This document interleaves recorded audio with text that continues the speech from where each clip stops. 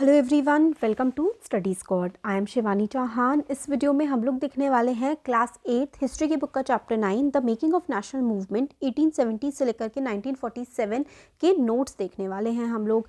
तो स्टार्टिंग में आता है the emergence of nationalism. Nationalism होता है राष्ट्रवाद। आप अपने राष्ट्र से, अपने देश से कितना प्यार करते हैं और कितने लोगों ने हमारे देश की आज़ादी के लिए बलिदान दिए हैं, कैसा हमारा सफ़र रहा है 1870 से लेकर के 1947 तक का, वो हम लोग देखने वाले हैं। Emergence of nationalism.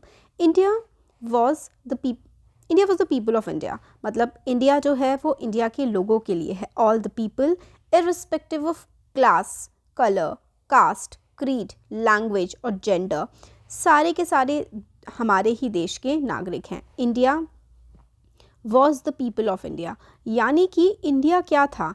इंडिया था इंडिया के लोगों का देश। जो हमारे देश के लोग हैं वही तो भारत हैं। सारे के सारे लोग, चाहे किसी भी क्लास के हों, किसी भी कोई भी रंग हो, किसी का किसी भी जाति के हों, किसी भी समुदाय के हों, हर कोई क्या है? हर कोई भारतीय है। चाहे किसी की भाषा कुछ भी हो, चाहे किसी का जेंडर कुछ भी हो। हमारा जो देश है, हमारे देश की जो भी रिसोर्सेज हैं, इसमें जो भी सिस्टम काम कर रहे हैं, सारे के सारे हमारे देश के लोगों के हैं। ये कॉन्शियसनेस या फिर आप कह सकते हैं ये जो भावना है, ये स्टार्ट हो गई थी हमारे देश में 1850s के टाइम पर। 1847 के बाद, मतलब जब अंग्रेज़ हमारे देश में आ गए थे ना, तो 1857 की जो क्रांति हुई थी, उससे पहले ही राष्ट्रवाद की भावना हमारे देश में पनपने लगी थी कि अंग्रेज़ हमारे देश में क्यों हैं, ये हमारे देश में क्यों राज कर रहे हैं, हमारा देश खुद का हमारा ही क्यों नहीं है। तो ये सारी की सारी चीज़ें लोगों के मन में आने लगी थी। इससे पहले के चैप्टर्स में हम लोग पढ़ चुके हैं। और 1870s और 1880s के बाद आगे तक क्या हुआ, ये अब हम इसमें देखने वाले हैं। तो most of these were led by English educated professionals such as lawyers। तो काफ़ी सारी ऑर्गेनाइजेशंस बनाई, काफ़ी सारे पॉलिटिकल एसोसिएशंस बनाए, जैसे कि कांग्रेस भी उनमें से एक थी। जैसे कि पूना सार्वजनिक सभा, बहुत सारी बंगाल एसोसिएशन, ये सारी की सारी ऑर्गेनाइजेशन बनाई गई लोगों में अवेयरनेस लाने के लिए। और ये जो ऑर्गेनाइजेशंस बनाई गई थी, ये जो अंग्रेज़ी भाषा में पढ़े लिखे जो लोग थे, प्रोफेशनल्स थे, वकील थे, उन्हीं लोगों ने ये ऑर्गेनाइजेशंस बनाई थी। मोर इम्पॉर्टेंट कुछ जो इम्पॉर्टेंट है, जैसे कि पूना सार्वजनिक सभा हो गई, इंडियन एसोसिएशन हो गई, मद्रास महाजन सभा, बॉम्बे प्रेसिडेंसी एसोसिएशन और इंडियन नेशनल कांग्रेस। ये सारी की सारी, इनमें से 2-3 आप लोग ऑर्गेनाइजेशन याद रख लीजिए। इंडियन नेशनल कांग्रेस तो याद ही रहेगा, इंडियन एसोसिएशन याद रख लो, पूना सार्वजनिक सभा। एग्जाम में आ सकता है कि कौन कौन सी पॉलिटिकल ऑर्गेनाइजेशंस बनाई गई थी। तो द नेम, ये जो है पूना सार्वजनिक सभा, इसका जो लिटरल मीनिंग है वो है सार्वजनिक। सार्वजनिक मतलब होता है सभी लोगों का, ऑल पीपल का, सब लोगों का होता है वो पूना सार्वजनिक सभा, यानी कि वो सभी के लिए सभा बनाई गई थी। वो इस आइडिया पे काम करते थे कि they worked with the idea that the people should be sovereign, a modern consciousness and a key feature of nationalism। Sovereign का मतलब होता है जो सबसे ऊपर हो, यानी कि किसी भी देश में उस देश के नागरिक सबसे ऊपर होने चाहिए, सोवरन होने चाहिए। हमारा देश सोवरन होना चाहिए, किसी का गुलाम नहीं होना चाहिए। ये भावना पूना सार्वजनिक सभा जो है लोगों के मन में डालती थी। जितनी भी पॉलिटिकल ऑर्गेनाइजेशंस थी वो इस पर बहुत ज़्यादा बल देती थी। सोवरन का मतलब होता है the capacity to act independently without outside interference. हम अपना देश खुद चला लेंगे अंग्रेज़ों, हमें आपकी ज़रूरत नहीं है, कृपा करके जाइए। तो यही वाला था सोवरेन, कि हम आज़ाद हैं, सोवरेन हैं, अपने काम कर सकते हैं। तो ये कुछ ऑर्गेनाइजेशंस के बारे में हमने पढ़ा। पूना सार्वजनिक सभा, Bombay presidency association, Indian National Congress, इन्होंने हमारी आज़ादी के लिए, लोगों में जागरूकता फैलाने के लिए काफ़ी काम किया था। लॉज दैट इंक्रीज्ड डिससेटिस्फेक्शन, मतलब ये जो भावना थी ना कि भाई कुछ गलत हो रहा है, ये कई सारे कानूनों की वजह से और भी ज़्यादा पनपी। जैसे कि द आर्म्स एक्ट ऑफ 1878। तो 1878 में आर्म्स एक्ट आया। इसमें क्या था? With intent to disallowing Indians from possessing arms. मतलब आर्म्स एक्ट आया कि इंडियंस, हमारे देश के जो नागरिक हैं, हमारे देश के जो लोग हैं, वो अपने पास हथियार नहीं रख सकते, जबकि अंग्रेज़ अपने पास हथियार रख सकते हैं। तो ये तो बड़ा ही भेदभावपूर्ण कानून था कि भाई सिर्फ इंडियंस नहीं रख सकते। फिर आया वर्नैक्युलर प्रेस एक्ट। वर्नैक्युलर का मतलब होता है जो एक पर्टिकुलर रीजन की भाषा होती है ना, एरिया की जो लोकल भाषाएं होती हैं, उनको हम लोग वर्नैक्युलर लैंग्वेज कहते हैं। तो वर्नैक्युलर प्रेस एक्ट आया। It was enacted in an effort to silence those who were critical of government. जो सरकार के खिलाफ बोलते थे उनकी आवाज़ को बंद करने के लिए एक्ट आया था। Act allowed government to confiscate the assets of newspaper including their printing presses if the newspaper publish anything that was found objectionable. तो अगर सरकार के हिसाब से कि कुछ आपने अगर गलत लिख दिया है न्यूज़पेपर में, तो सरकार आपकी प्रेस भी अपने कब्जे में कर लेगी और वो न्यूज़पेपर बंद कर देगी। यही था vernacular press act. Ilbert bill controversy. तो इल्बर्ट बिल आया था 1883 में। ये डेट्स भी बच्चों काफ़ी इंपॉर्टेंट है कि वर्नैक्युलर प्रेस एक्ट आया था 1878 में, और इस एक्ट के अनुसार कोई भी जो लोकल भाषा का, जैसे कि बंगाली, हिंदी और मद्रासी, इन भाषाओं के जो न्यूज़पेपर हैं उनको कभी भी सरकार बंद कर सकती है अगर उन्हें लगे कि कुछ गड़बड़ चल रही है। तो एक पत्रिका थी जिसका नाम था, अगर आप लोग बताएंगे मुझे कमेंट बॉक्स में, वो रातों रात इंग्लिश में बदल गई थी इस एक्ट से बचने के लिए। तो वो आप मेरे को कमेंट बॉक्स में कमेंट करके बताएंगे। मैंने जब चैप्टर पढ़ाया था, और जो हम लोगों ने चैप्टर्स कवर कर रखे हैं उन सब का लिंक आप लोगों को डिस्क्रिप्शन बॉक्स में मिल जाएगा। तो वर्नैक्युलर प्रेस एक्ट हमने जान लिया। Ilbert bill controversy. The bill provided for the trial of British, trial मतलब कोर्ट में केस चलेगा, और European person by Indians and sought equality between British and Indian जजेस इन कंट्री।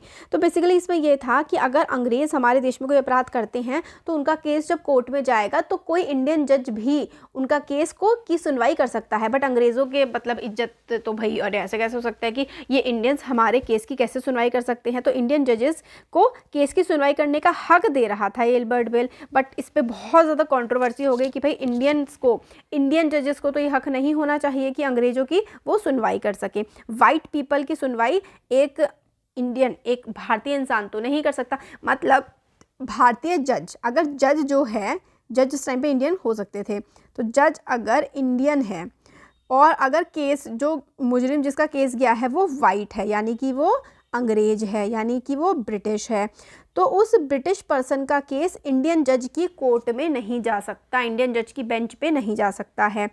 तो इल्बर्ट बिल कह रहा था कि जाने दो, तो लोगों ने कहा भाई ऐसा नहीं हो सकता, इसलिए बिल वापस ले लिया गया।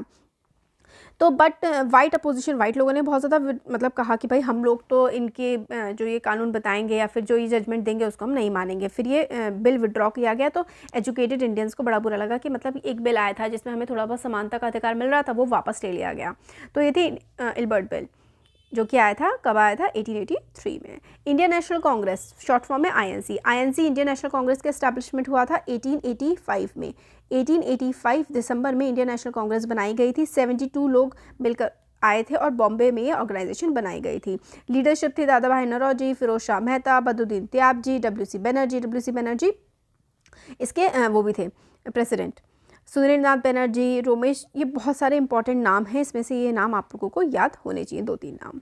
ये बॉम्बे में सब लोग आए थे, और पहला जो सेशन हुआ था इंडियन नेशनल कांग्रेस का वो बॉम्बे में ही हुआ था दिसंबर 1885 में।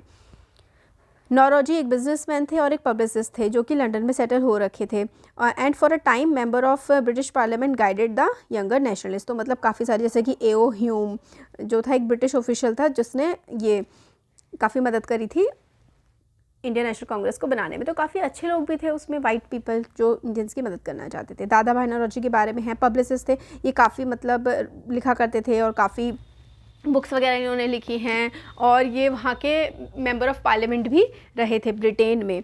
तो दादा भाई नौरोजी की बुक थी poverty and the un British rule in India, जिसमें हमें बताया गया था कि जो अंग्रेज़ हैं वो किस तरीके से हम लोगों को लूट रहे हैं। This is very important. Poverty and the un British rule in India offered a sketching criticism of the economic impact of British rule, कि जो ब्रिटिश रूल है उसका जो इम्पैक्ट है वो हमारे देश पर कितना ज़्यादा ख़राब हो रहा है। A nation in the making, nation in the making का मतलब है कि हमारा जो देश है वो किस तरीके से बढ़ रहा है आगे। तो nation in the making. It is often been said that the Congress in the first 20 years was moderate in its objective and methods. During this period, it demanded a greater voice for Indians in the government and the administration. तो 1885 के time पर कांग्रेस बनी। Starting में भाई वो क्या क्या demand करते हैं, स्टार्टिंग में कहते हैं ना जब बच्चा पैदा होता है तो धीरे धीरे ही तो चलना सीखता है, ऐसे ही कांग्रेस उस समय की इंडियन नेशनल कांग्रेस के साथ था कि भाई वो धीरे धीरे आगे बढ़ रहे थे। तो उस फेज़ को 1885 से लेकर के 1900 तक वाले जो फेज़ को कहते हैं, मॉडरेट फेज़ कहते हैं, उसमें प्रे प्ली पिटिशन, वो पी करते थे कि प्रे करते थे कि भाई मतलब हमें थोड़े बहुत हक दे दो तो अच्छा हो जाएगा, भला कर दो, इस तरीके की वो ना मतलब डिमांड्स करते थे अंग्रेजी सरकार से। अंग्रेजी सरकार उनकी डिमांड मानती नहीं थी, तो वो कुछ मतलब ऐसे आंदोलन वगैरह नहीं करते थे, इसलिए उसे मॉडरेट फेज कहा गया। वो लेजिस्लेटिव काउंसिल में, जो लेजिस्लेटिव काउंसिल जैसे कि आज की संसद है, जो नेता वेता बनते हैं, तो लेजिस्लेटिव काउंसिल में वो कहते थे हमें ज़्यादा जो है रिप्रेजेंटेशन दो, पावर दो इंडियंस को ज़्यादा। वो डिमांड करते थे कि इंडियंस को हाई पोजीशंस पे रखो गवर्नमेंट में। इस पर्पस के लिए सिविल सर्विसेज का एग्जामिनेशन जो है इंडिया में भी होना चाहिए, क्योंकि पहले जो यूपीएससी सिविल सर्विसेज, पहले उसको ICS होता था, इंडियन सिविल सर्विसेज, पहले वो सिर्फ मतलब लंदन में उसका एग्ज़ाम होता था, तो अगर एग्ज़ाम देना है तो लंदन जाना पड़ेगा आज़ादी से पहले।